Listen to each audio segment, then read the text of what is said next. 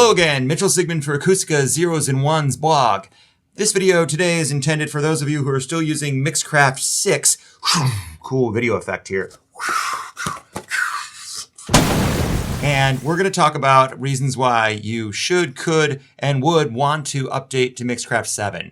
It's got a whole bunch of really neat features, and we think you're going to like it a whole bunch better, and it's really affordable. So I'm going to talk about just a random smattering of all the cool stuff that's in Mixcraft 7. So let's begin.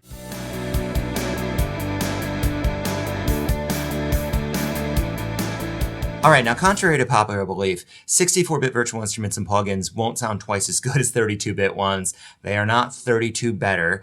But in actuality, 64-bit plugins can access a lot more of your computer's RAM, which is a boon for demanding plugins and sampler instruments that want to load a lot of samples at once.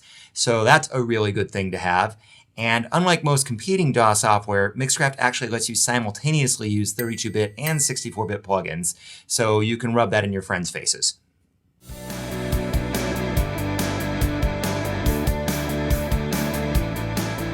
If you've ever tried to create your own custom instruments and key maps using a VST sampler instrument, you've probably noticed that they can be really complicated and hard to use. But hey, we are Acoustica and we don't like stuff that's hard to use, so we made some really easy to use sampler instruments. First up is Alpha Sampler, which is ridiculously easy to use. You open one up and you can then drag and drop an audio file from the Mixcraft library or the Mixcraft workspace, or even straight from the Windows desktop, and wha-bam, it instantly maps across the entire keyboard and is ready to rock. Also, the instrument key maps and samples automatically save with your Mixcraft project, so you don't have to worry about where anything went. You just open up your project and it works.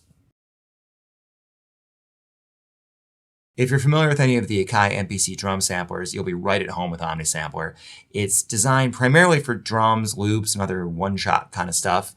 And like Alpha Sampler, you just drag and drop audio from pretty much anywhere onto its pads, and you're all set. The big difference between Alpha Sampler and Omni Sampler is that Alpha Sampler just has one sample in it at a time, whereas Omni Sampler has 127 pad locations where you can put sounds, and you've got 16 of these pads visible at any given time, which you can see here. And over here on the left, you can bank up and down to view all the pad and sample locations. Omni Sampler also works really great with hardware USB pad controllers, but there's no reason you can't control it with a USB or MIDI keyboard.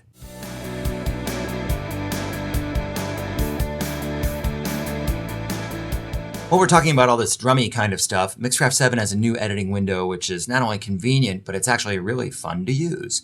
It's called the Step Edit window, and it has a grid layout similar in spirit to the classic Roland TR series drum machines, but it's way more flexible because you can set the step resolution and pattern length to whatever you like, and it's fun to use because you create beats simply by turning steps on and off. And I find that you end up creating patterns that are really different from what you would do just playing them in with your fingers.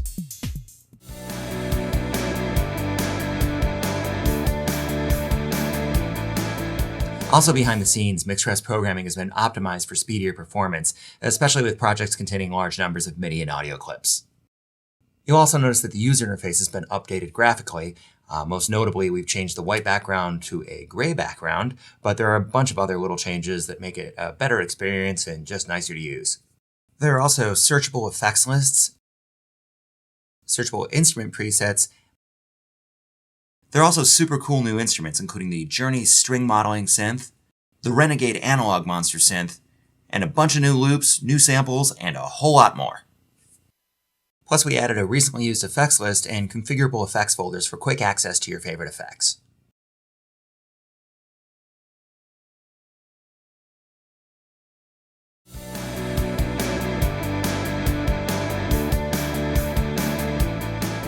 Mixcraft 7's performance panel is a fast, fun, and easy-to-use grid where you can create switchable sets of audio and MIDI clips. It's great for live performance because the clips automatically sync to the project tempo, and you can really easily switch sets or turn loops on and off on the fly. And this means you can create and manipulate live music with lightning speed. And the performance panel is also super easy and fun to use with a USB grid controller like this here Novation Launchpad. Ow, my forehead!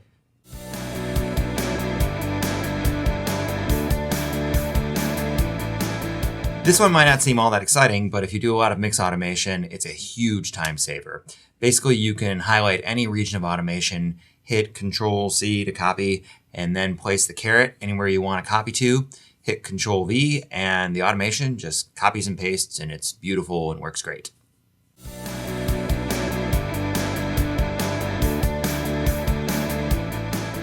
So here at Acoustico, we're not really big on the super high pressure sales pitch, but I do have to say that the Mixcraft 6 to Mixcraft 7 upgrade is super cheap, merely $30. Why, you spent more money on this on lattes from the coffee bean and tea leaf between the years 1973 and 2014 and a half.